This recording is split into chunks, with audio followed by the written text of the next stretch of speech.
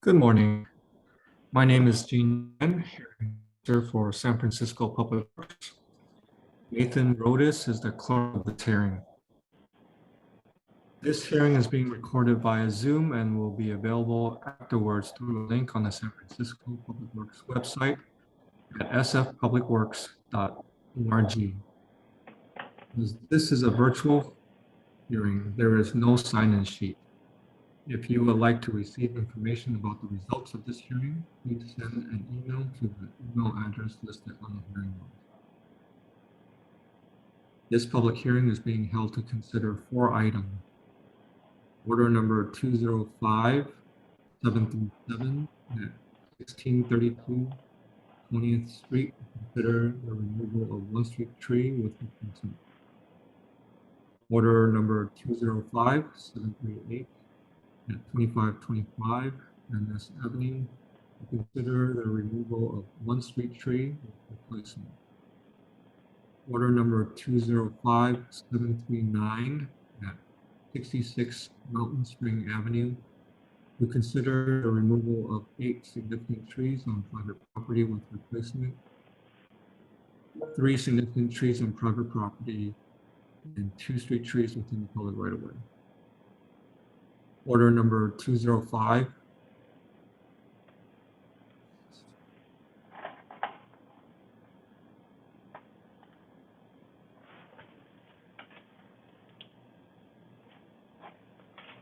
Oh, hi.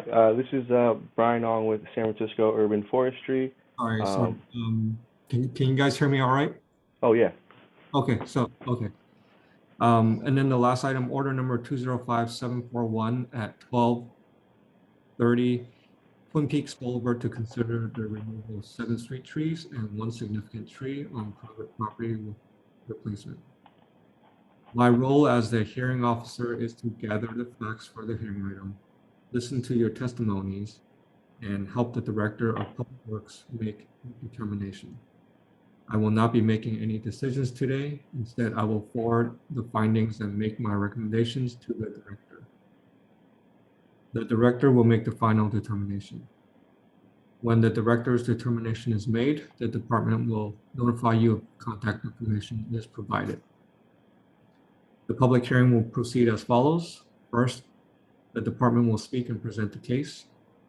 Second, the property owner or its representative will be invited to speak.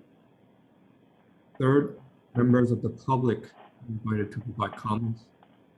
Fourth, the department is invited to address any comments. And lastly, the property owner or its representative is invited to add any comments.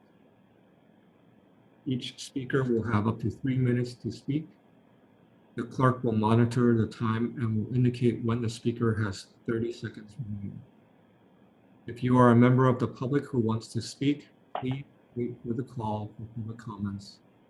Then use Zoom's raise your hand feature if you're on a computer to put yourself in the queue to speak.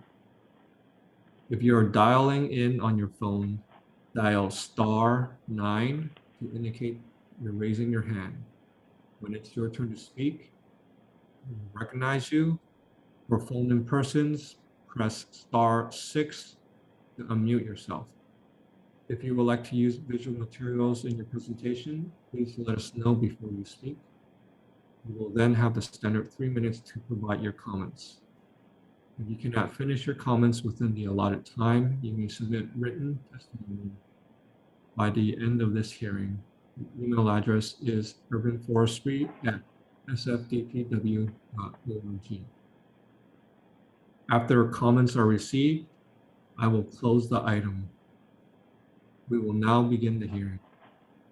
First off, I believe order number 205-739 from 66 Mountain Spring Avenue is being postponed. Brian, can you confirm that? Yes, the hearing has been postponed for that item. Okay. So the item's being postponed. If there are any persons that want to provide any testimony, please provide it in writing to the email address urbanforestry@sfdpw.org. Please reference the order number or the address so that we can forward it on to the next hearing officer. So let's start with order number 205737 at 1632 20th Street. May I have the department make its presentation? Yes.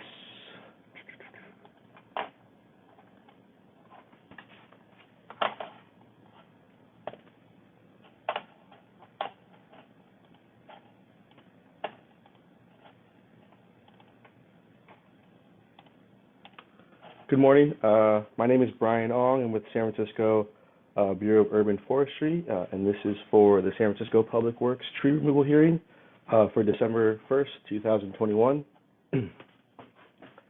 So before I start and get into the hearing items, I just want to give some background information on Street Tree SF. Sorry. Oh, okay.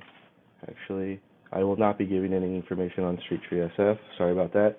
So we'll go into Public Works Order number 205737. This is for 1632 20th Street.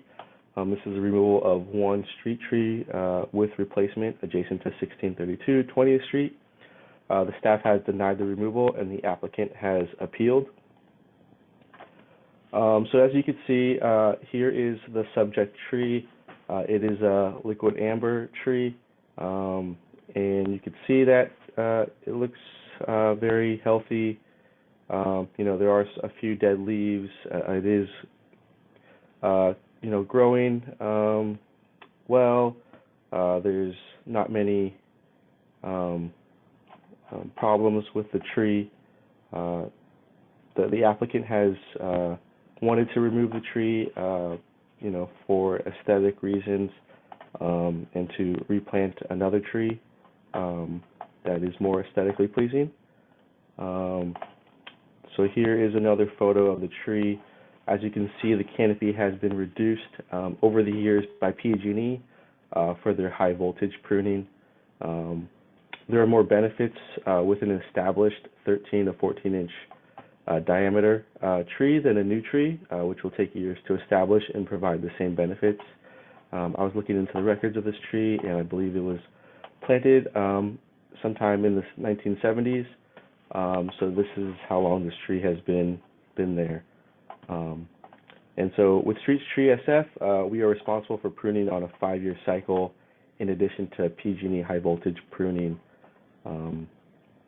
And as you can see in this next photo, the limbs are not overextended, and this is a key distinction when dealing with a structure of a liquid ambar or any tree. So there's not going to be any bigger failures or anything like that. With proper pruning, the tree is fine, and to be consistent with how we deal with similar tree removals, we have denied the application. That's it for that item. Thank you. May I have the applicant make its presentation?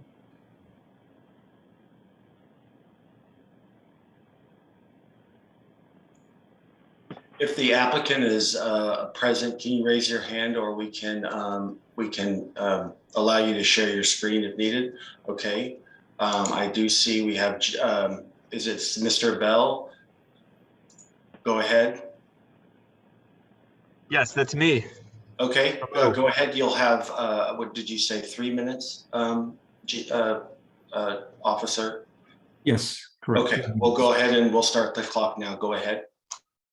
Okay, I'm going to be pulling up some photos here, just of the tree itself, some relevant information. Let me know if you see that screen. So, Mr. Bell, we'll have to, you'll get a note saying that we've promoted you to a panelist, which will allow you to share your screen. Sure.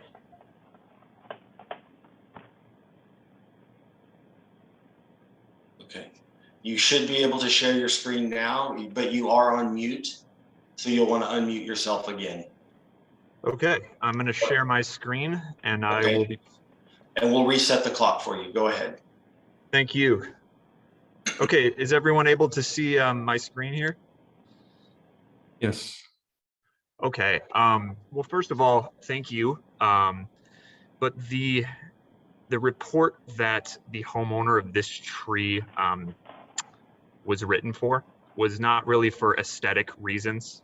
The application was not sent in for aesthetic purposes at all. It was more of a safety concern and a structural health concern. Oh, I'm sorry, I just lost that.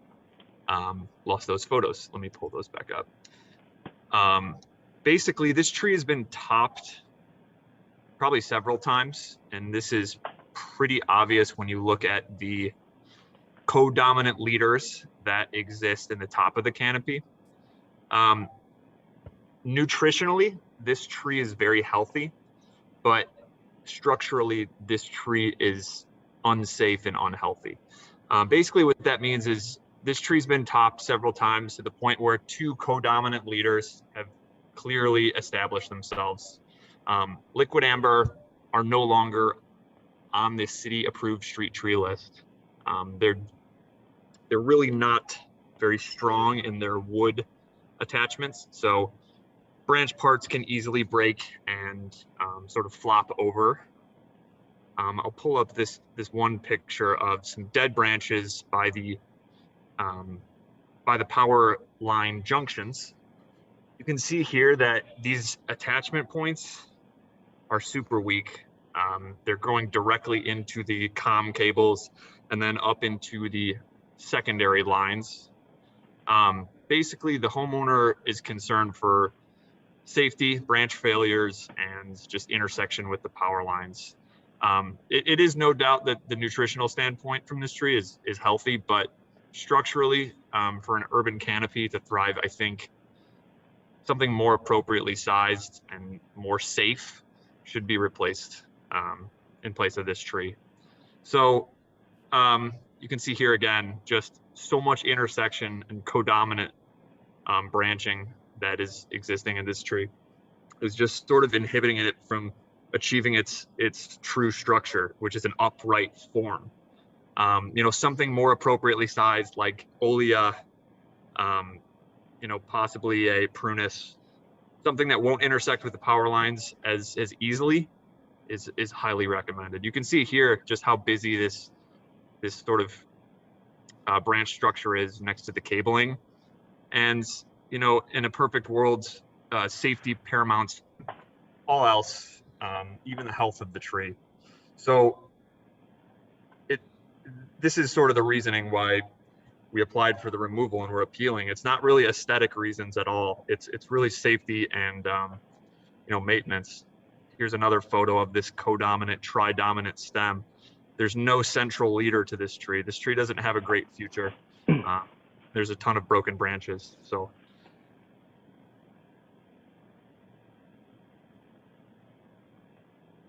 Okay, thank you. I will now open it up to public comments. Members of the public who wish to speak on this item, please raise your hand.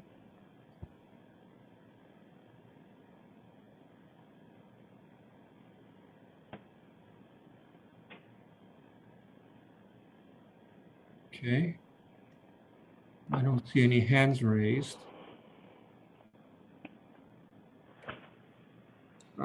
Does the department have any comments to add?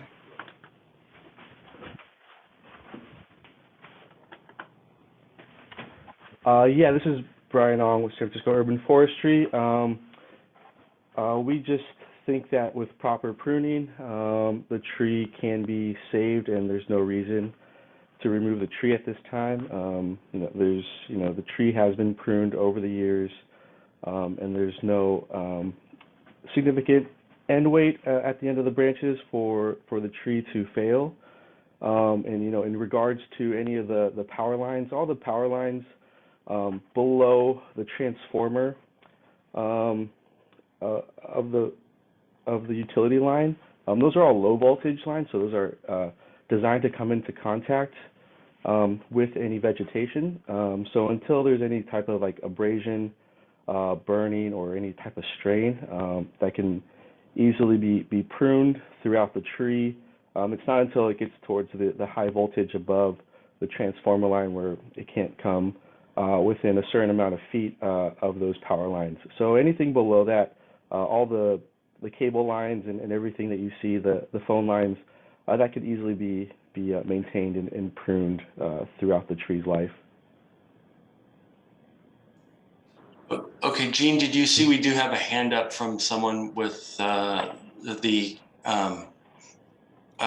phone number, last three digits of the phone ending in 647, and then after that we have Mr. Nolte.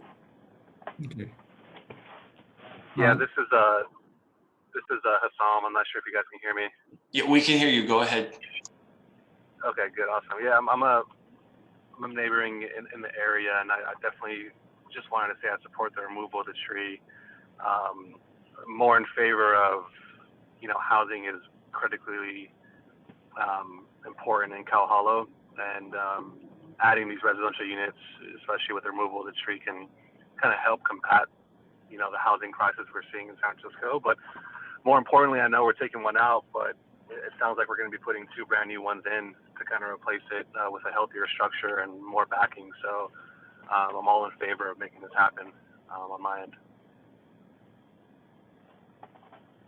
Okay, Hassam, just to clarify, I think it's replacement of just one tree, not two trees. I meant that I recall that there's going to be two new trees being planted in the replace of the removal. So I believe that's still a positive in our perspective as a neighbor. Are you speaking on behalf? Sorry, this is Brian with San Francisco Urban Forestry.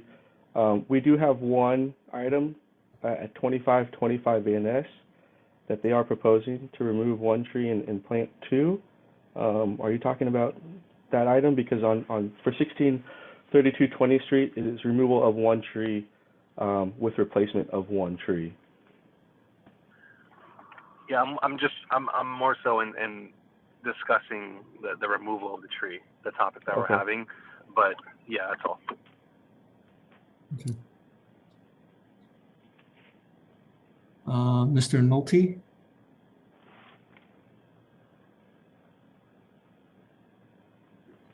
Thank you. Good morning. Can you hear me? Yes. Yeah. I'm calling to agree with Buck's assessment of the tree. Again, the tree is almost 50 years old, approximately, and to get it to another tree into that maturity at that location, and all the benefits that tree does for the neighborhood would take a very long time. And replacing it with one or two trees, it will not do the same amount of air purification and shade and all the other things that current tree does. And also what was brought out about the where the high voltage and low voltage and cable lines go through the tree. Again, that's a low impact area onto the tree where those locations are at. You only have to worry about the high, which is on the top tier of the pole. So therefore, there was no conflict with the utilities, and therefore the tree should remain. And I support Bus' position on this tree. Thank you. Thank you. Is there another Mr. Nolte, Michael Nolte? Yes, hi. My name is Michael Nolte, and I wanted to say I appreciated the sponsors' take on what was going on, but obviously Buff has better information about the status of the tree, which kind of rebuts some of the things that he was mentioning in his presentation. And it's unfortunate that a lot of times people don't necessarily have enough understanding of the issues around what would be the appropriate reasons to remove trees or street trees. And I think a lot of times, I think people in the public should listen to a hearing before they decide to make it, and see what goes on at hearings before they decide to have a tree removed so they can understand how to do a better presentation to present their issues. So I am in favor of Buff's analysis of what's going on with the tree. It seems to be healthy enough to continue to stay there. And so thank you for everybody that has spoken so far. Thank you. Mr. Bell, I had a question for you. Yes, sir. Go ahead.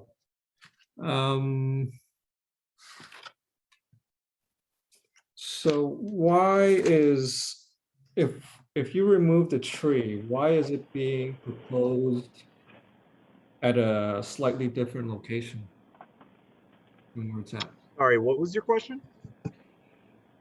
So the existing location after removal, if it is approved, why is the tree being proposed, the new street tree being proposed to be moved into a slightly different location? So that utility pole is a little bit too close to ideal planting spot for a tree. When you plant street trees, having space and appropriate obstructions and space from those obstructions is really paramount to the structural health of the tree. I'm going to share my screen once more if that's okay. Sure. So I have here basically the secondary and primary lines are touching this tree. Like, I'm not sure if that was mentioned before, but you can see up here towards the top of the canopy, it's 100% affecting both the comm lines and the power lines.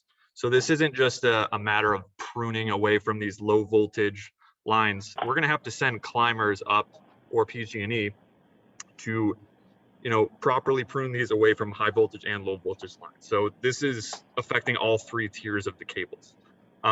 Planting the new tree further away from the utility line is going to be beneficial for the structural health, the shape, and just overall maintenance.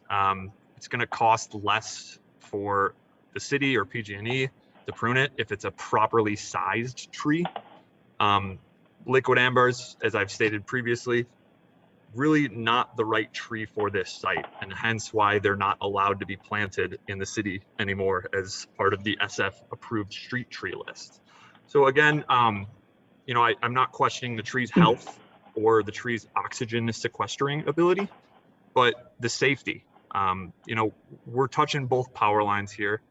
The wind storms in the previous weeks have indicated that these weak wooded trees, the floppier wooded trees, they can fail and they can drop branches, they can hurt people, they can cause damage to utility lines and public spaces. So, these trees are not ideal for windy scenarios, and we've clearly established that during windstorms, that kind of stuff happens here in San Francisco. So the urban canopy, we need to make some checks and balances with appropriate sizes and structures. And planting a tree further away from the utility line and at a more appropriately sized canopy is a better scenario for the urban forest. So that's the answer, I guess. Just moving it further away from utility lines, from the pole, from the whole scenario. Okay. All right. Thank you. Okay, next we have Mr. Clip. Thanks. Can you hear me? Can you hear me? Go ahead, Mr. Clip. Okay, thanks. Yeah, my internet is being a little weird this morning. So I'm just jumping in here from a previous meeting. I'm a little late, so I apologize for what I've missed here, but just what I've seen so far looks like a fairly healthy tree. I don't understand what the reasons are for its removal, but what I will say is that planting small statured trees all over San Francisco because we don't want them to conflict with our overhead wires is exactly the wrong direction that we should be going right now. It's just frustrating here that we're not treating our ecosystem as at the same level of infrastructure importance that we treat our power and gas lines, because we really do need as many of these right now as we can get, and not going in the opposite direction. That's all. Thanks. Thanks, Mr. Clip. Okay. I'm going to close this item and move on to the next. Order number 205738 for 2525 Van Ness Avenue. Excuse me, Gene, this is Clinton. I'm the clerk for the hearing. Our previous clerk had some technical difficulties, and there is a slight chance that the beginning of the hearing did not get recorded. So I just want to do some quick housekeeping before we move to the next order number.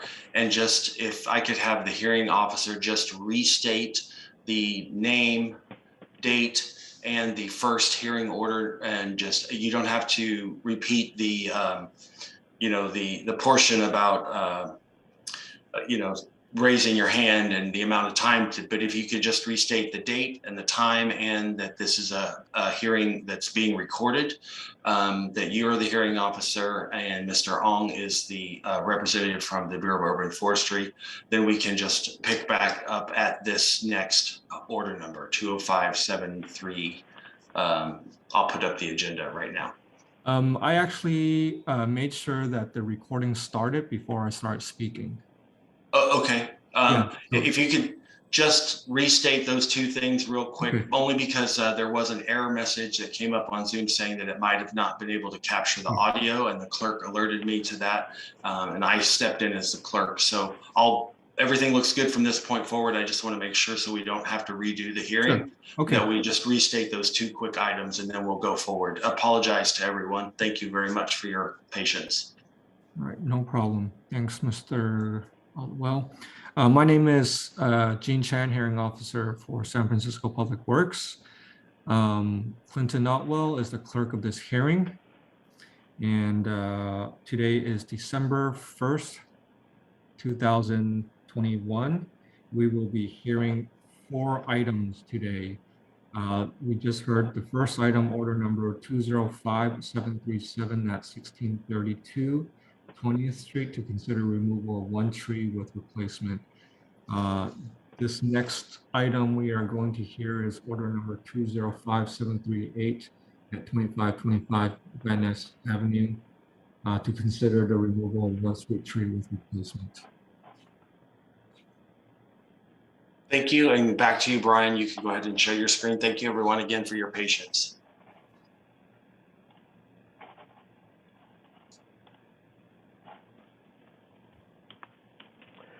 Hi, this is Brian Ong with San Francisco Urban Forestry. This is Public Works Order Number 205738 for 2525 Van Ness Avenue. This is the removal of 1 street tree with replacement adjacent to 2525 Van Ness Avenue.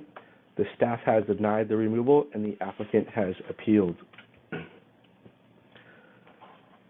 So this is a construction-related tree removal. Back in 2018, the construction project applied to remove 2 trees, this 1 sycamore tree and 1 other ficus tree. At that time of the hearing, the ficus tree was approved and the sycamore was denied. And so the applicant decided not to appeal that decision. So here stands the sycamore tree. And then again, because the hearing was canceled or they did not appeal, sorry about that, they did not appeal, then they had to reapply to try to remove the tree again, and the tree has been denied once again. So this is the proposed removal of the 1 sycamore tree, construction related, removal for the underground electrical vault needed to power the adjacent property. Again, as I said before, 1 ficus tree was previously removed. If the tree removal is approved, the applicant will plant 2 trees and pay 1 standard in lieu fee. and 1 appraised in lieu fee for the appraised value of the tree. So the removal of this tree would permanently eliminate this tree location. So therefore, the appraised value would be assessed, and that is $8,700. So here's a little diagram of the vault installation and root damage. Since the vaults are within the drip line of the tree, the possibility of damaging a major structural root become increased. You can see a few diagrams of the root system, and the vault would be a few feet away from the trunk of the tree. So any type of vault installation would destabilize the tree. So the tree is healthy, and it doesn't have any obvious indication that it is an imminent risk to the public safety. The tree has a moderate lean, but you could see as time has gone on, the tree has corrected itself, and there's no insect pest or pathogen evidence was observed at the base. There are a few old wounds from previous cuts, but those have been healed and look okay from the arborist. So the staff has denied the removal since the tree continues to offer benefits to the community. And so to be consistent with how we deal with other items, the tree has been denied. Okay, we did have a hand raised earlier from an Alex.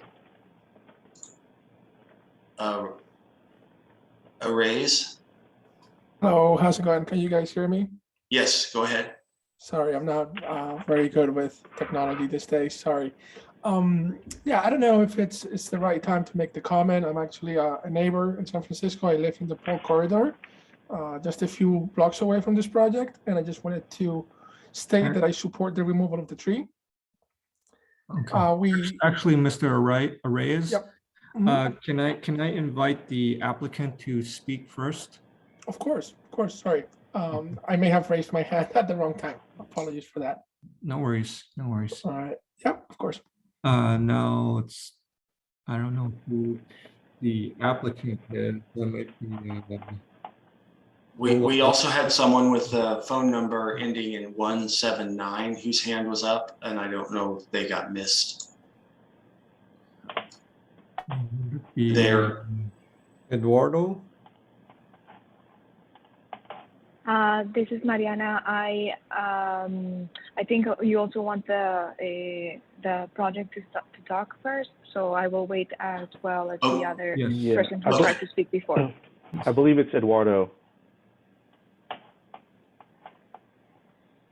Eduardo, do you have, are you going to present on this, or are you going to have a representative speak on this item? There is an Eduardo that I just gave permission to speak. So Eduardo, if you are able to speak, go ahead. Hi, this is Eduardo. I'm the owner rep for this project, but I have Cliff from CLA Landscape Architects that is going to speak on our behalf. Sure. Okay. Cliff, are you there? This was Clifton Lowe? Yes. Okay. Go ahead, Cliff. Go ahead, Clifton. Okay. I unmuted. Can you hear me now? Yes, you're go ahead. Okay. Is there a screen share?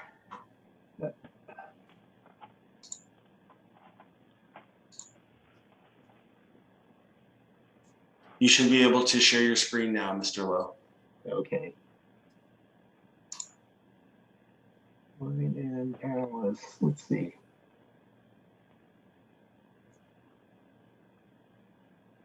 I don't see the control for screen share.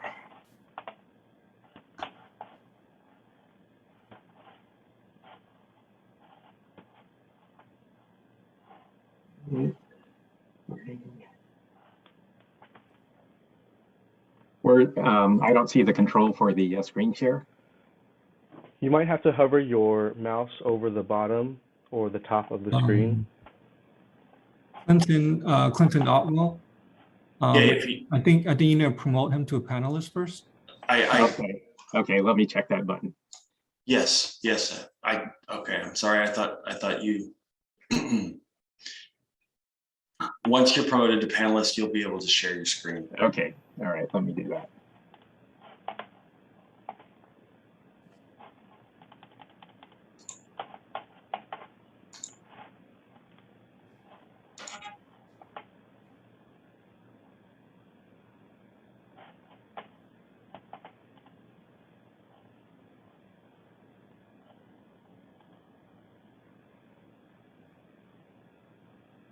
Okay, and Mr. Lowe, you will be muted when you come back on as a panelist.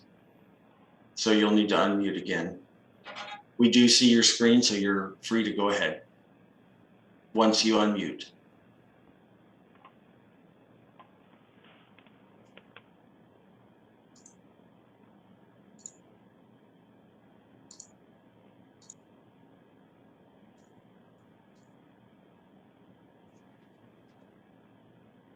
Mr. Lowe, we can see your screen, but we can't hear you. All right, I've got it. As mentioned before, it's been a long history with trying to resolve the utility locations and street trees and in the frontage of the property. Let me just zoom in so it's a little bit clearer. And working with the different departments, both with the Van Ness Corridor Plan, and Public Works, and also with PG&E, they have certain criterias of what can be done within proximities to existing utilities or even proposed utilities. As you can see that we have a very limited frontage along the property, with the driveway going into the site here. And then at the ground floor of this 7-story, 28-unit mixed-use building, we have a commercial retail frontage. And so we're limited to where we could tie in our utilities into the building. And so in this half of the project, we have all our utilities going in. There's a sewer that's fixed here. And then what's shown in the orange is the duct bank, the Muni duct bank that runs across the whole frontage of the property. And as I mentioned, we've been working closely with the Van Ness Corridor Plan and San Francisco SF Planning, as well as Public Works in terms of what improvements are going to be installed by Public Works and what the client will be installing as part of the improvements to the project. Which includes relocating the curb cut here for the driveway into the building garage, and then replacing sidewalk that will be damaged or just for constructability with the proposed utilities.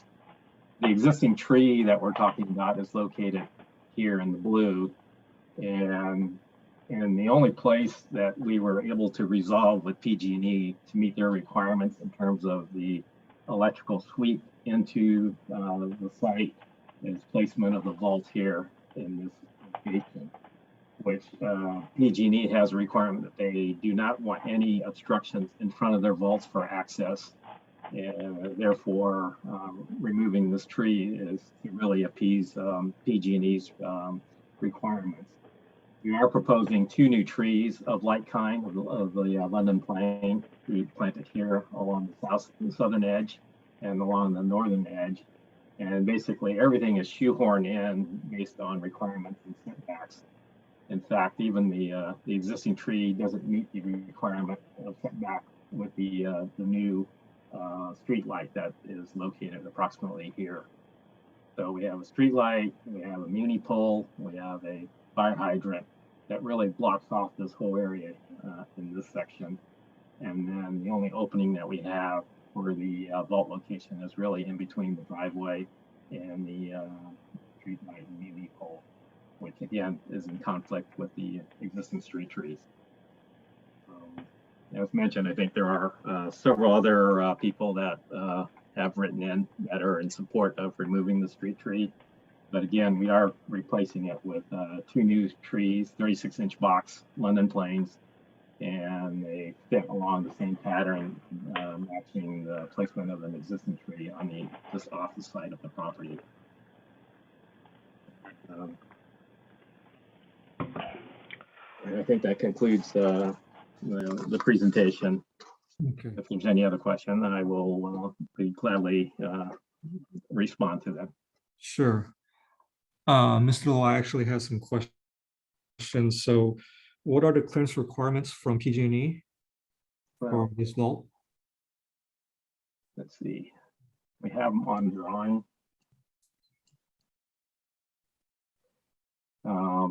3 foot clear around vault and 5 feet above ground clearance from subsurface transformers.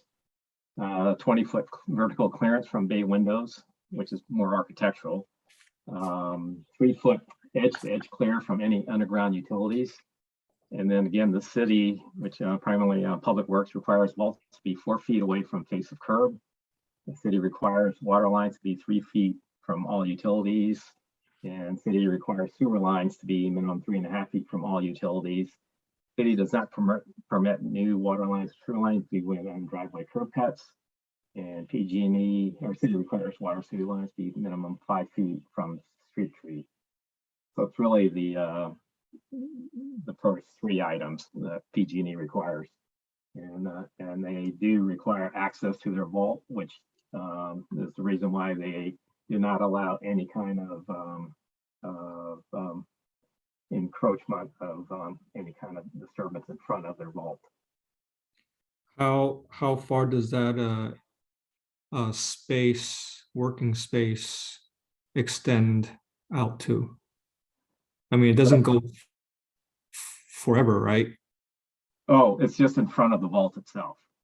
Yeah, so for the how, frontage, yeah. what's the distance of that clearance? That clearance or is just a free clearance in front of the vault itself. They need to be able to get a truck in to pull the transformer if for maintenance. Okay. And that's been my experience with other projects in the city. Do you know what section of 05-1122 the 3 foot clear is? I don't have that in hand. I just know that in the street tree permit section and guidelines, you know, it states it clearly there. I don't have the code number in front of me, but it's wet utilities, you know, is 5 foot clearance, 5 foot clearance away from fire hydrants and muni poles, 3 foot clearance from any dry utilities, and then 3 foot clearance from any vaults. So would the bike racks hinder maintenance of that vault? The bike racks are here, and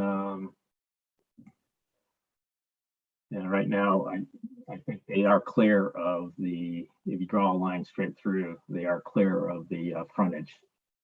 Yeah, but when there are bikes there, it'll be technically in front of the transformer. If need be, we could shift the bike racks to the north to create that clearance. Would that be too close to that proposed tree? No, we are still within plenty of setback from the tree, from the proposed tree. Okay. All right. Thank you. I will now open up to public comment. So please raise your hand so that you can put yourself in the queue. We can start with the person with the phone ending in 179.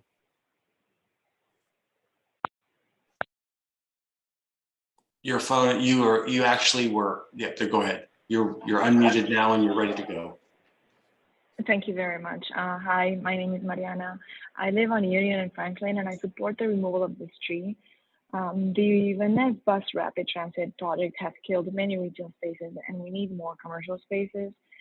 In addition, I think that this will support the building of much needed housing in the city. Yeah, that's it. Thank you. Okay, great. Now the next person we have is Mariana.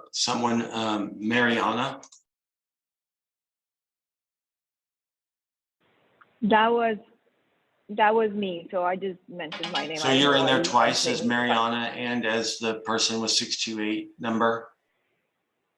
My 6179. That's my number. I'm sorry. Maybe because I raised my hand when at the beginning of the case. You have me twice. Thank you. Okay. Okay. So now we have Mr. Nayland, Christopher. Hi, I'm actually, I work for the owner and I just wanted to clarify something. Am I able to do that? Yes.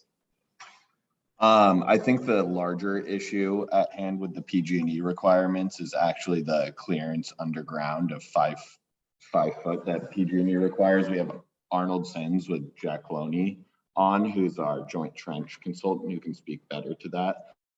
But it's not so much the workspace around it; it's more the underground clearances that we need to keep around the vault.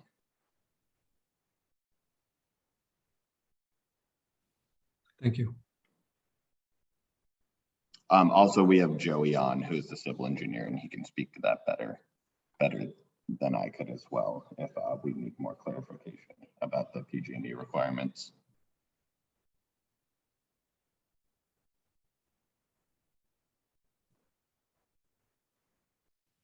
Thank you. Next is Alex Arias. Hi, everyone. How's it going? You already know who I am from before. Apologies for that. As I mentioned, yes, my name is Alex. I live in the Pole Corridor in the neighborhood. It's only a few blocks away from this project. And I wanted to state my support for the removal of the tree. It's been going on for a while, and we need active retail to happen in the Van Ness corridor. We've been suffering from this infrastructure project for, I think it's been more than 3 years at this point. And I think it's about time that we revive this corridor in the commercial spaces that could go in it in Van Ness Street. So yeah, that's it. Thank you. Thank you. Montserrat.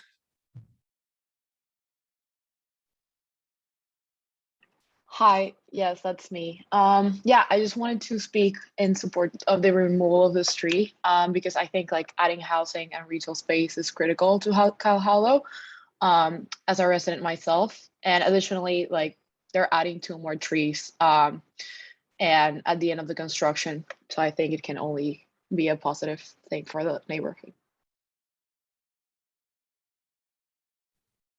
Thank you. Phone number ending in 301.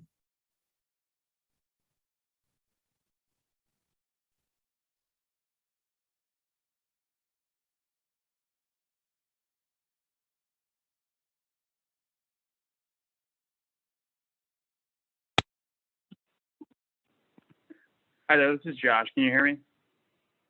Yes. Perfect. I live around the corner. I am also calling in to express my support for the removal of the tree. As a resident of the area, I'm sure I'm kind of echoing what everyone else has said on this call. This area needs some life so badly. I think, you know, a project like this really brings that with the commercial retail space as well as the residential housing.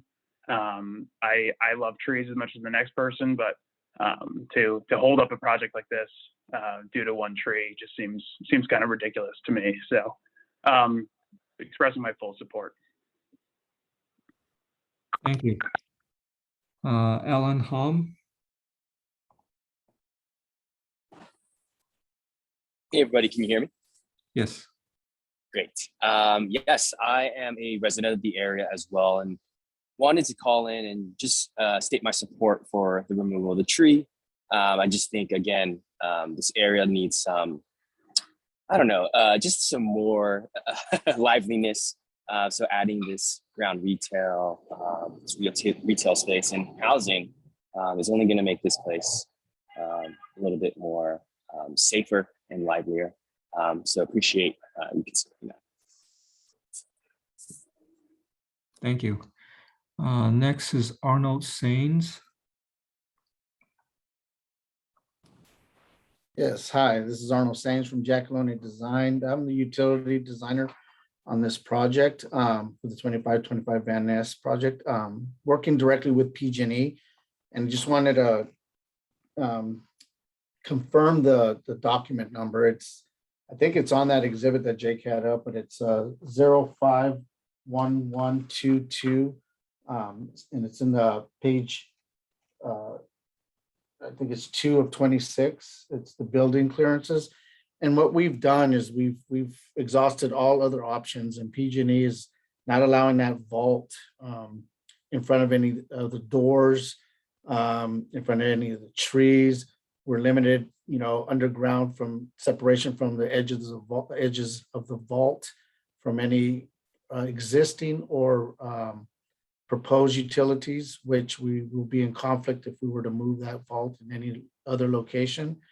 There's also an existing gas line that we need to stay away from. So there's multiple reasons for the exact location of the transformer we're close to being approved for by PG&E. And one of the main reasons why the tree is in conflict is because it's directly in front of the vault itself, where PG&E's boom truck needs to lift that transformer out for maintenance or for any replacement or installation, and to have to go over the tree would be very difficult for them, and it's not a standard that they will bend on. And it's something that I've said again that we've exhausted all other options to put this transformer anywhere in front of this new build.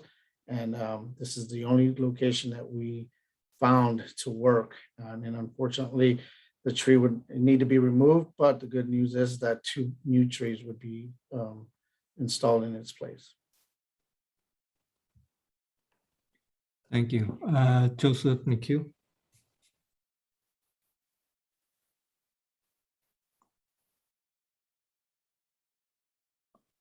Can you hear me?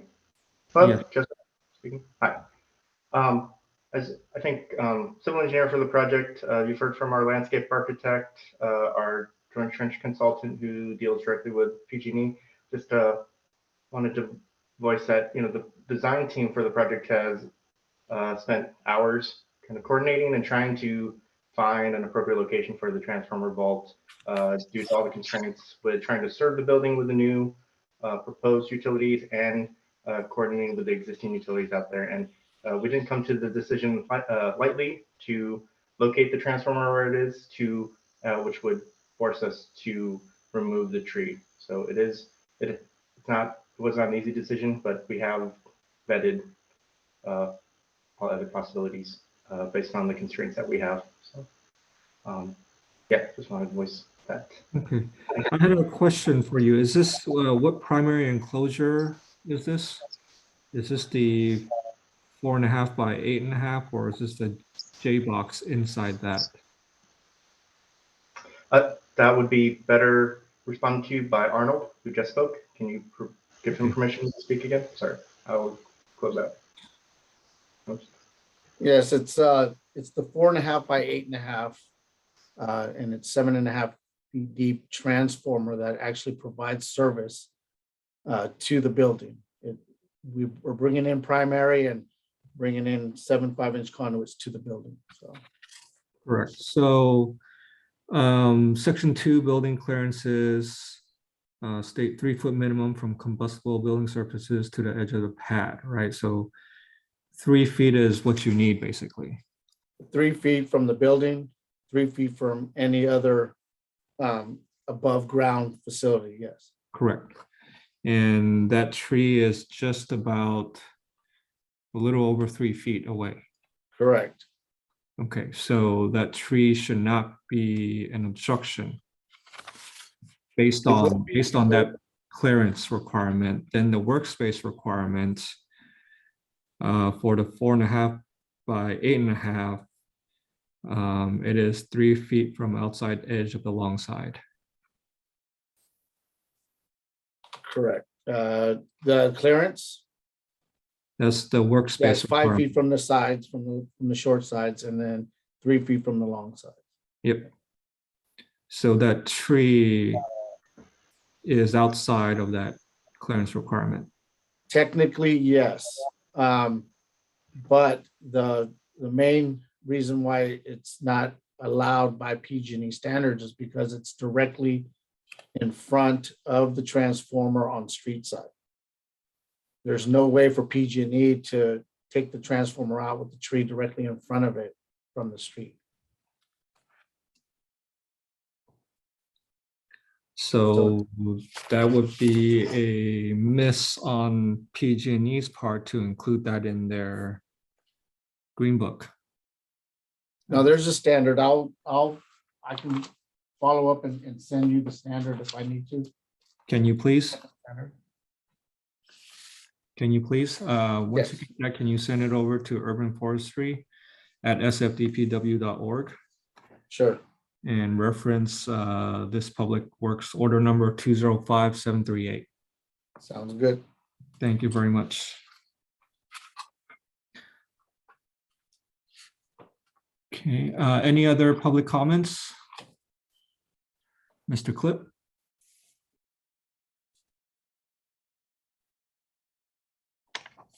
Can you hear me? Yes. All right. So it looks like we can draw bike racks in front of a proposed vault and then just change that drawing. So why should anyone believe that there are no other locations for this vault? There was also no mention even of the San Francisco Public Works vault placement schedule here. I've gone up against several developers on this very issue, and more times than not, there actually was another suitable location, and it turned out to be a design and architectural decision. Our community fought for the preservation of trees along Van Ness for 2 years, and only through that massive community effort managed to get the Van Ness BRT's original proposal of around 200 trees for removal down to under 100. Now we're looking at least a dozen of the brand new trees planted by the BRT already dead. Dozens more are on their way out because of poor maintenance, and at least 2 were taken out illegally by contractors. Several more have come out for unrelated construction, and half a dozen more have been taken out because of a lack of tree protection during construction and poor planning by the MTA. So here we are talking about taking out one more of the few healthy established trees that managed to make it through all of this for a power vault along a frontage where it would appear this is literally the only tree left standing. And all these folks who signed on to this removal hearing, I have never heard once speak at a tree hearing in favor of protection in the last 5 years, but took time out to support yet another removal. Does anyone understand how hard it is for a tree to grow in this city? How many trees are ripped out for development all over San Francisco? How badly we're failing on our urban forest plan? Please don't call this removal ridiculous if you don't know what you're talking about. And I would encourage anyone who supports this tree removal to do a little homework, because San Francisco has the smallest urban canopy of any major city in the US, and we're currently not even planting enough trees to keep up with the rate of removal. And just because we plant a tree, sure as heck doesn't mean it's going to live. This is just, to me, a show of lack of creative thinking, and it's embarrassing lack of information around the importance of our urban canopy and ecosystem, and what a message it sends to our community that apparently this is the best we can do, can't even manage to save a single tree. I hope that everyone who got on this call to advocate for this tree removal also goes out and spends as much time advocating for the growth of our urban forest. Thanks. Thanks, Mr. Clip. Mr. Michael Nolte. Yes, I think a lot of times when Josh Clip speaks, he needs to have a second on what he says, because he speaks from the heart, as well as a very well understanding of the policies that the city and developers have put in place that sometimes are not working together for the community as a whole. And so, yes, I do believe that revitalization is needed, but also beautification to help bring in the customers, as well as the health benefits to the new building residents. So, the current tree has many health benefits. We don't know when the replacement trees would provide the exact same, because it will take probably +3+ years or more to be the equivalent of the current tree that's there. So I do agree with the the staff's recommendation that's currently being set. And it seems like some of the presenters for the developer needs to do some more homework on their presentation. Thank you. Thank you. Mr. John Nolte? Good morning. Can you hear me? Yes. Yeah, I did a little homework while all those presenters were trying to push their points. One, this is a block away from Union Street, so therefore you have Union Street with all the commercial property, it's a commercial corridor. So and also a couple blocks away you got Lombard Street. Those are commercial corridors. So to say that you need a commercial into the building, that's just something the developer put in when they developed this property. So that's a moot question whether or not ground floor retail is necessary, one. Next is the issue of the BRT has been going on for over 5 years, and here this developer decided to take out one tree and then found out that he has to deal with a second tree. I don't, it should have been taken care of at the first hearing versus having another hearing on it. And then lastly, the issue of replacing it with London Pines. That has no real benefit to the neighborhood. We have London Pines on Market Street and they want to take them all out. I mean, London Pines. So what I would be against the removal and also against the replacement, at least the two trees that they were suggesting, because they are not beneficial to Van Ness corridor. Thank you. Thank you. Any other phone number ending in 906?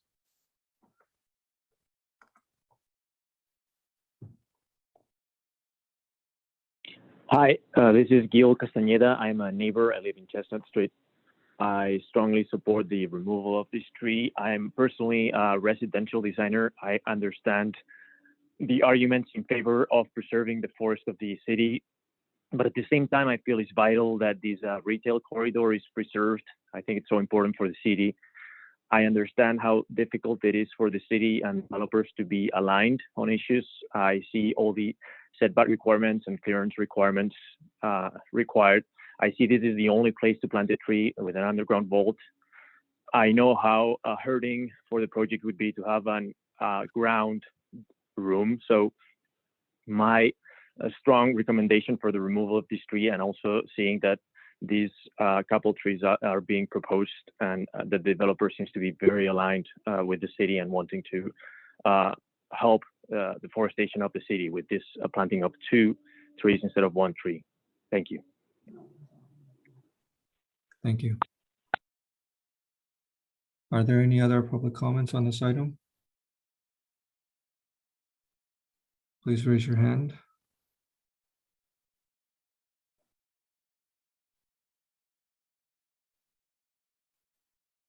Okay. I don't see any at this point. Does the department have anything to add? No. Okay. How about Clifton? Do you have anything to add?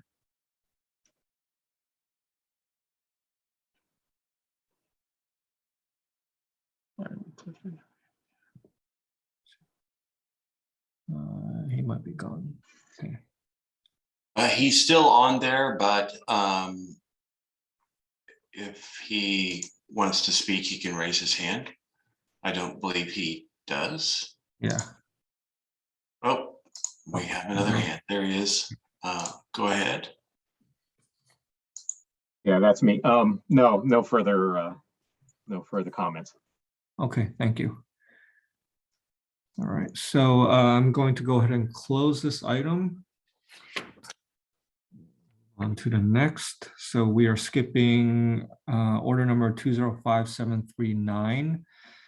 That is being rescheduled So if anyone has any comments on that, please provide your written comments to urbanforestry@sfdpw.org so that those comments can be forwarded to the next hearing officer. The final item we will be hearing today is order number 205741 at 1230 Twin Peaks Boulevard. May I please have the department speak?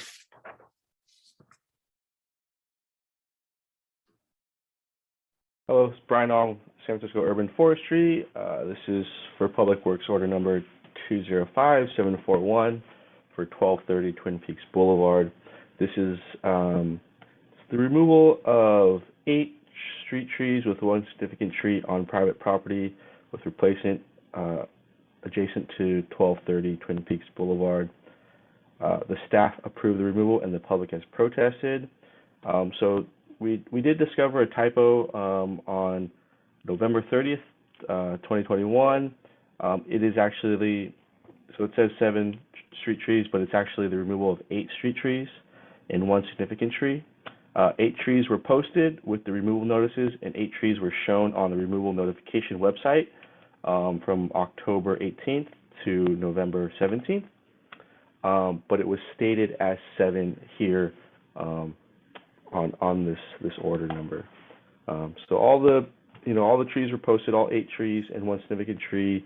They were all posted and was on the website notification as 8 trees and 1 significant tree, but just the order number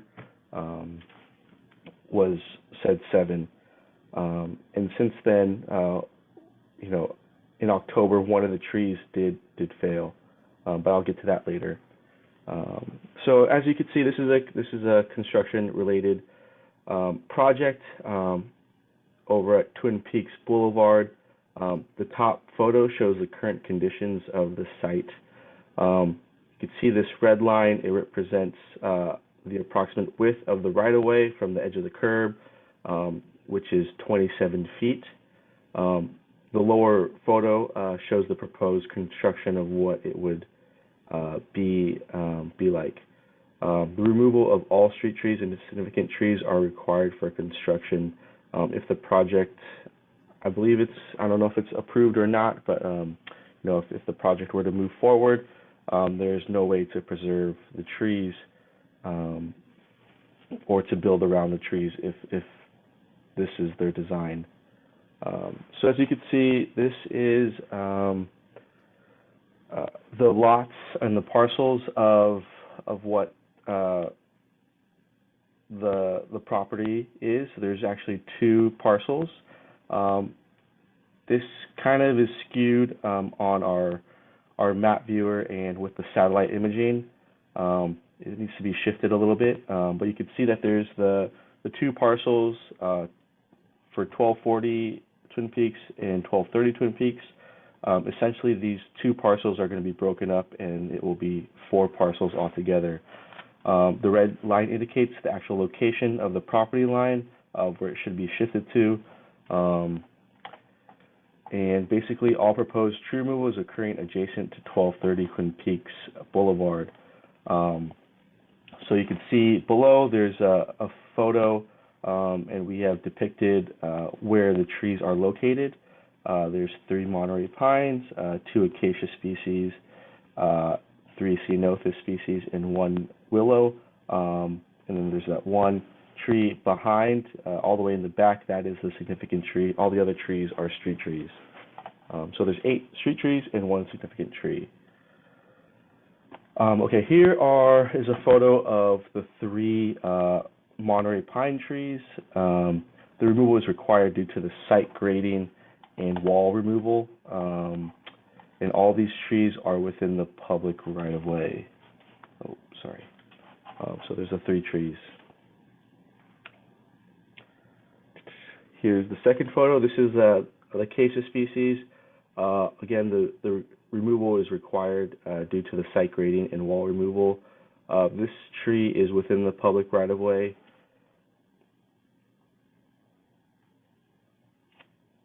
And this is the other acacia. again, is required due to the site grading and wall removal. This tree is within the public right-of-way.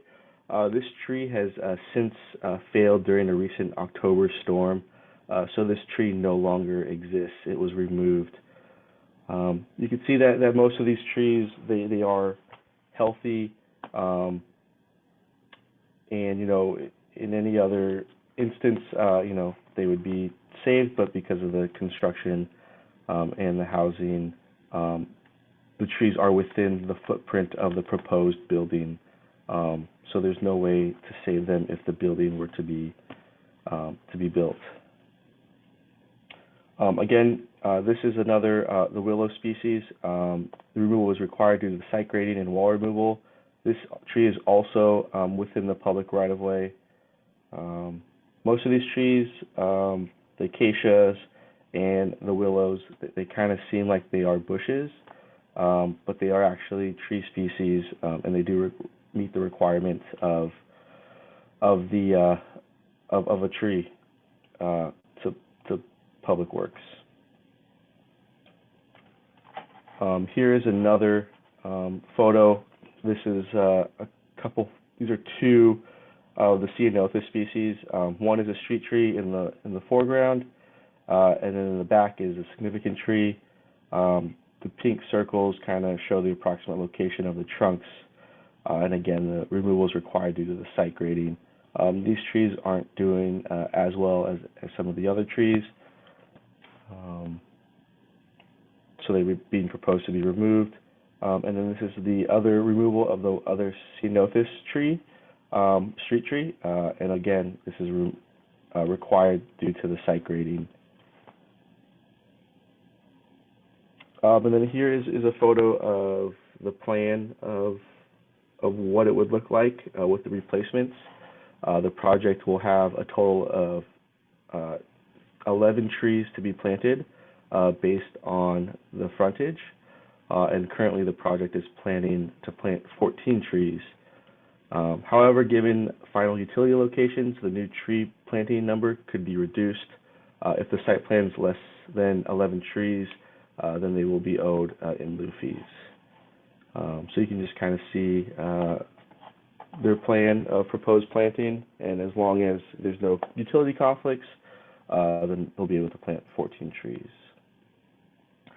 So to be consistent with how we deal with similar cases, the Bureau of Urban Forestry has approved this application.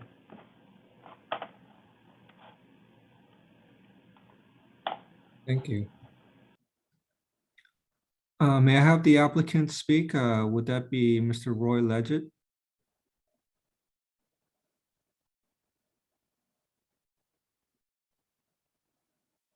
Hi, this is Roy Leggett. I'm the arborist working for the property owner.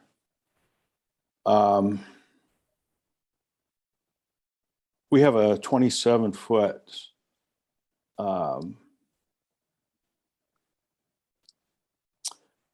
a 27-foot wide area from the back of the curb to where the buildings will be placed. So there's ample room to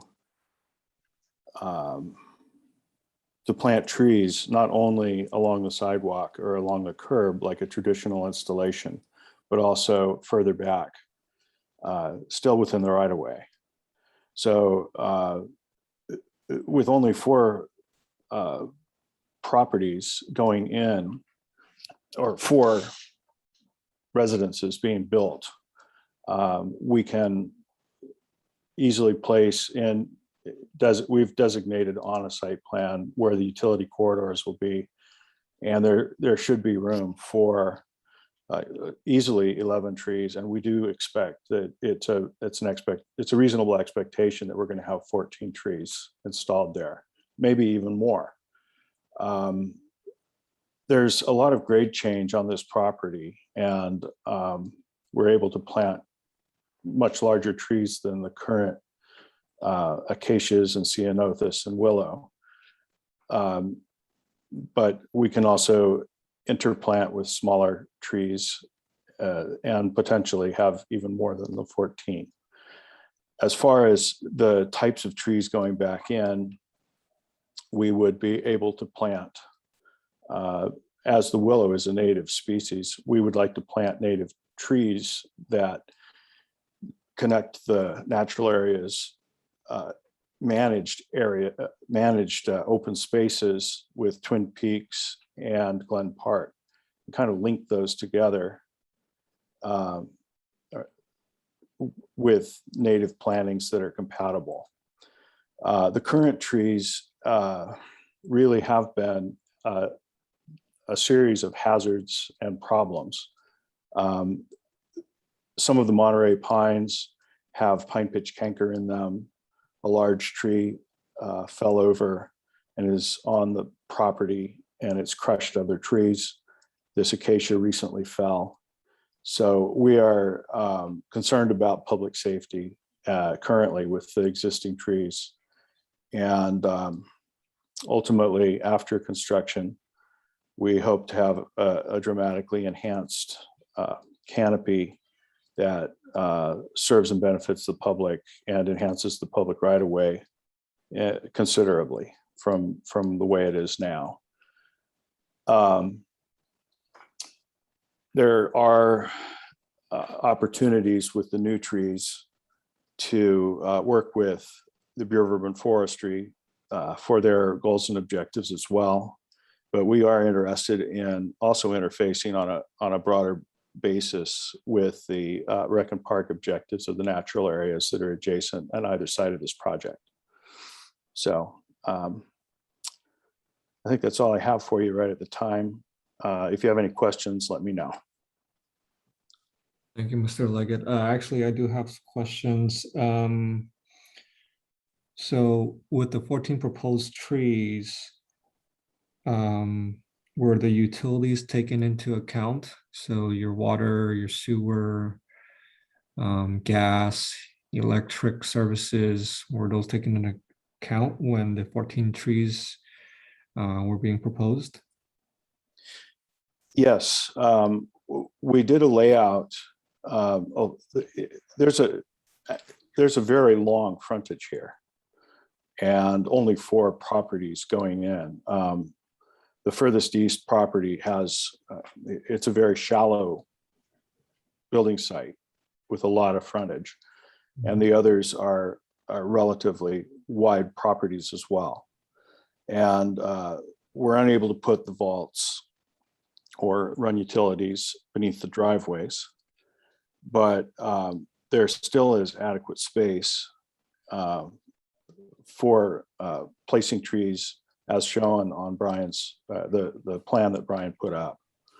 And we don't anticipate a problem with easily getting the 11 trees in. That would be the minimum for the required replacements.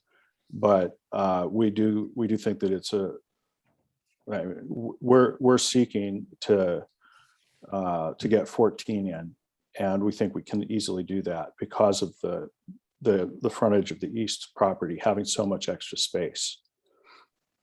So you can see how the layout with the driveways still leaves some gaps and spaces where we have places to plant trees and run utilities with the 3-foot separations or whatever the separations are that are required for different utilities that are underground.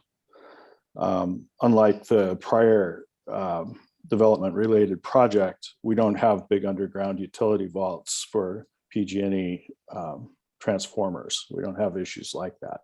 So everything is on a domestic scale with traditional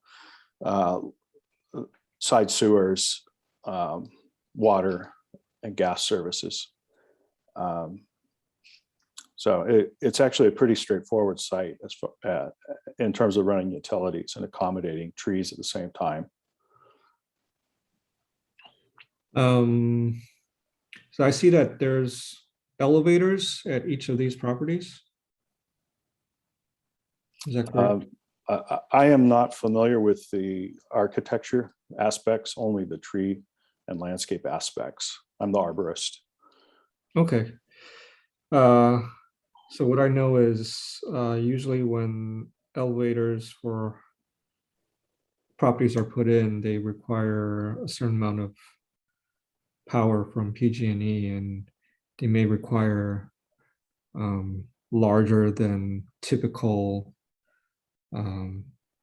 vaults or pull boxes that are typical at your regular two-story single family residential house. So that may take up additional real estate in the public right of way. Just wondering if that was taken into account.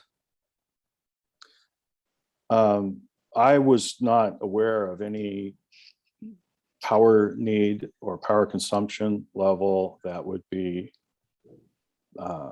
different than typical residential. Okay. So that's as far as I know. I don't know if Mr. Mandel or anyone else is on the call at the time, but if they are, perhaps they could answer that. And if not on the call, I can certainly ask them for that information and get that over to you. Sure. Okay. Thank you. I will now open it to public comment. So anyone needing or wanting to comment, please raise your hand and put yourself in the queue. Mr. Bill Mandel. Yes. Hold on a second, please. Can you hear me? Yes, with some reverberation. Okay, I'm sorry. I apologize for that. I'm the project sponsor and I can speak to the issue you raised about the elevators. These Sure. are elevators for single family homes and they use standard electric voltage. Okay. These are not commercial. Okay. Thank you.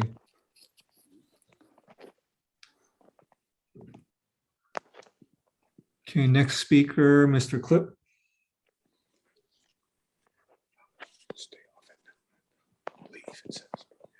Can you hear me?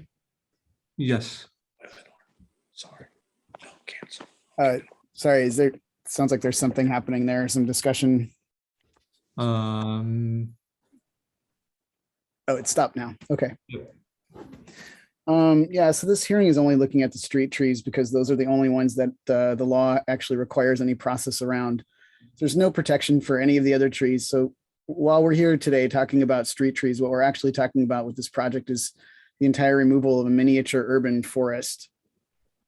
And because our city doesn't have any protection for private trees that are counted as part of our pathetically low urban canopy, we continue to lose trees by the hundreds to development all over San Francisco in places like 1100 Connecticut, 3333 California, 3700 California, 1900 Diamond, and on and on. And even the planting requirements are pretty pathetic. I'm not sure how we can say the canopy will be enhanced when we don't know how many the final tree number will even be. And even then it'll likely be taking out this miniature urban forest and planting less than a dozen small trees. And well, I'll just walk away and say we've done our job. So again, this is happening all over San Francisco. And because we don't count how many trees we lose in private development, we really don't know. We don't have a number of that, except for people like myself and probably the Nulties who come to all these hearings and see it happen over and over and over and over again. And if it's not for development, it's for garages. If it's not for garages, it's for vaults. If it's not for vaults, it's for gas lines and all kinds of reasons that we can't have our trees in San Francisco. I hope that 20, 30, 50 years from now, when there are no birds in the city and we have nothing to filter the pollutants from our air and urban heat islands make all these developments and homes unsafe to leave, I hope we recall the logic that we are applying today, which led us to all the decisions that brought us to that place. Thank you. Thank you, Mr. Clip. Mr. Michael Nolte.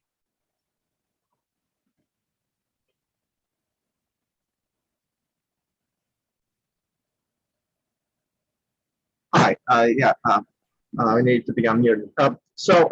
Yes, I have a question for staff. If the removals are approved, will the removals happen right away or wait until the developer has all the approvals to proceed? Because we've seen this happen in the past where trees are removed, and I think they need to have should be a condition that all the proper approvals from the city need to happen before the trees are removed. Because one of the things that we've seen in the past is project developers don't have the financing, and sometimes things are done in the interim. And then the other issue is, I'd like to point out that I also grew up on a hill that had lots and lots of trees and open space. And due to development, many of the trees are all gone, and which is a huge loss for San Francisco, while versus just a few single-family homes are now in their place. So thank you. Thank you. Mr. Penalty?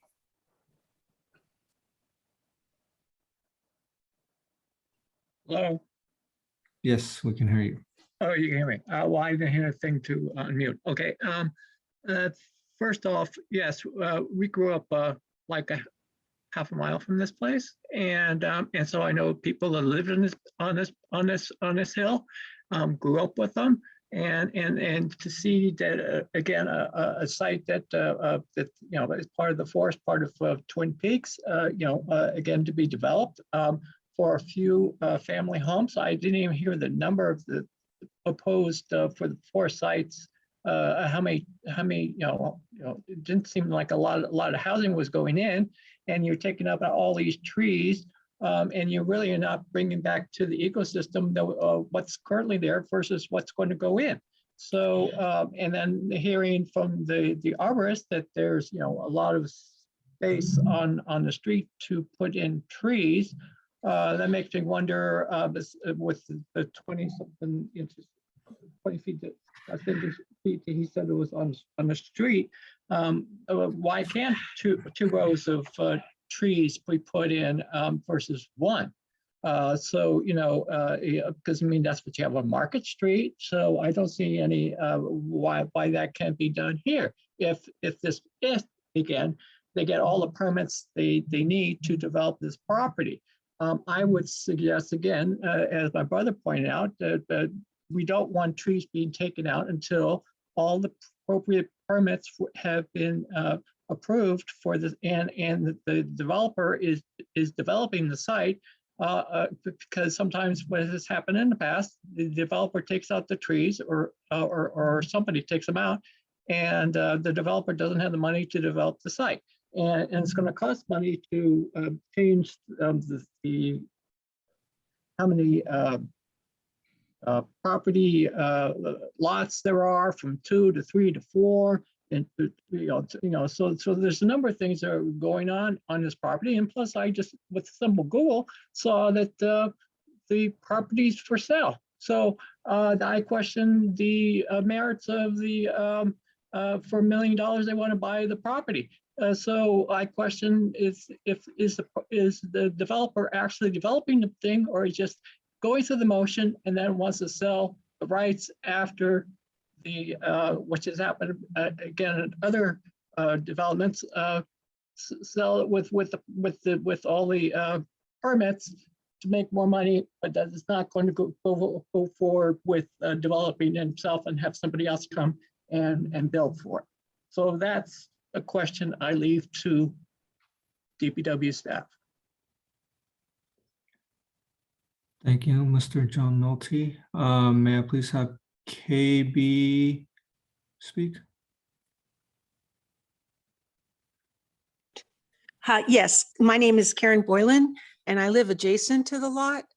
And I just wanted to know, it says there's one tree that's on private property, and I just am not clear on which tree that is. Okay.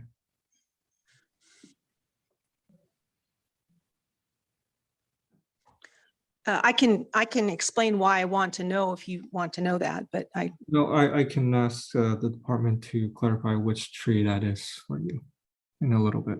Okay. Thank you. Thanks. Next speaker, 49053. I guess I've been muted.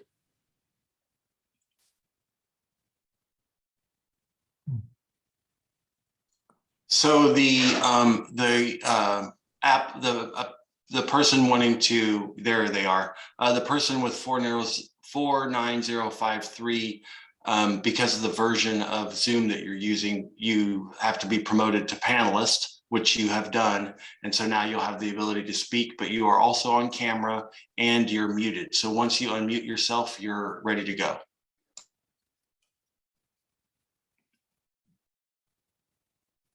You are not unmuted.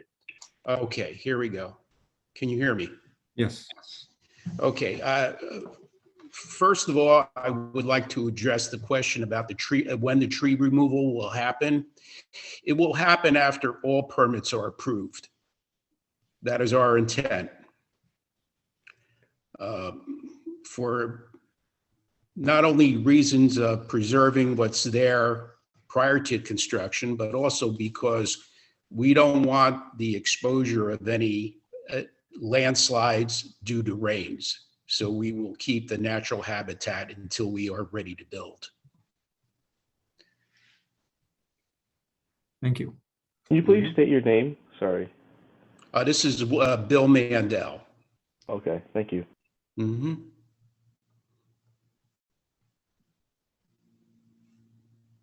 Okay, great. Brian, would you be able to clarify for Miss Karen which tree that private property tree is? Yes, I could do that for you. Yeah, so just to clarify with when the trees would be removed, as Bill said, we'll wait until everything's approved in order before we issue the permit to actually remove the trees. So here is kind of like a hard photo to see, but there is one ceanothus tree. It's on private property, but basically any tree within 10 feet of the public right-of-way. So this public right-of-way is actually 27 feet, goes all the way back from the edge of the curb. Any tree of a certain size within 10 feet of the public right-of-way is considered a significant tree, and if it meets all those requirements, then you need a permit to remove that tree. So that's the only tree that, after the 27 feet, we had another 10 feet. That's the only tree within that zone that is technically a significant tree. I can go back to this slide, which kind of shows.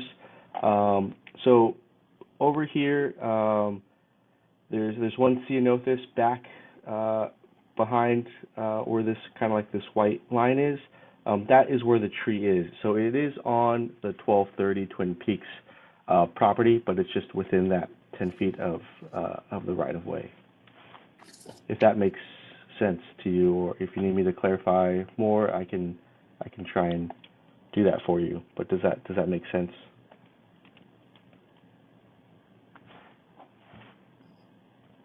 I think we're good. Thank you, Brian. Yes, Miss Karen.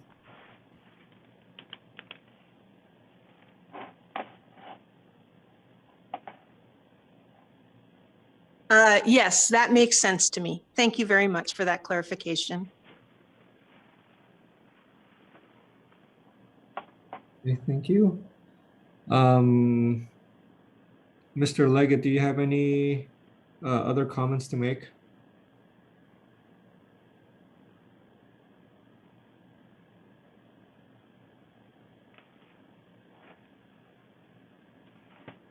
Hi, I needed to unmute there.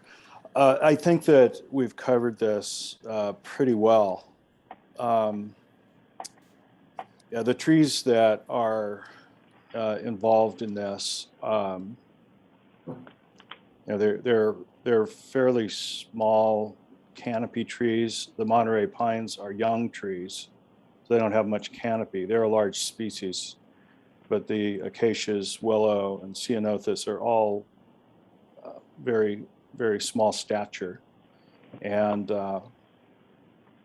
I see this as an opportunity to create what I think will be a much more functional streetscape and street-related canopy.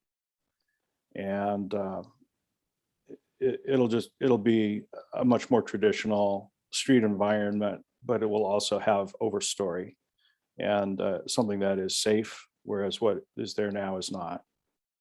That's all I have to say. Thanks. Thank you. I think that concludes this item. Again, I will not be making any determinations today. I will be forwarding my recommendations to the director, and the director will make their final determination. When that's made, the department will notify you if contact information was provided.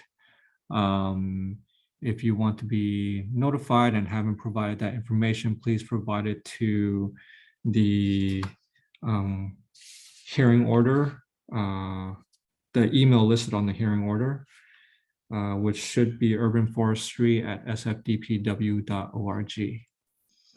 So thank you for joining us today and have a great day. Happy holidays. The meeting is now adjourned.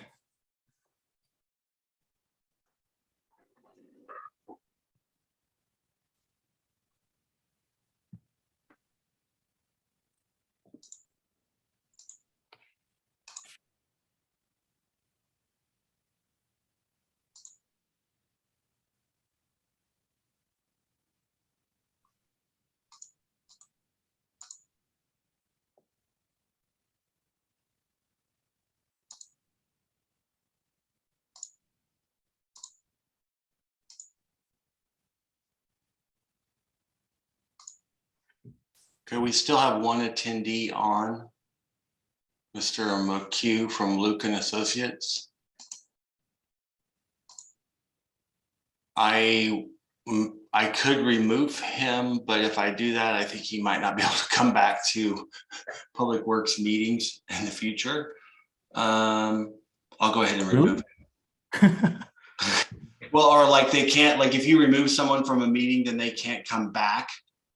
Correct. Like in that same meeting. So I don't want to like mess up his URL or his email address like permanently.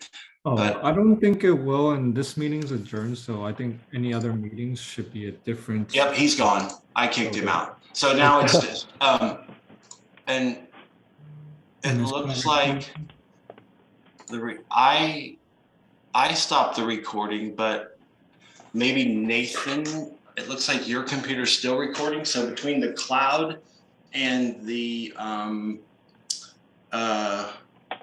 if it recorded on Nathan's computer, we should be okay. Okay. Nathan, do you want to raise your hand or try to let us know if you're there or how it looks on your end? Is he there? So Nathan, just so you guys know, Nathan was texting me in the middle of the beginning, and he said he could see you guys, but he couldn't hear anything. And the recording, when he hit the recording button, it popped up and said,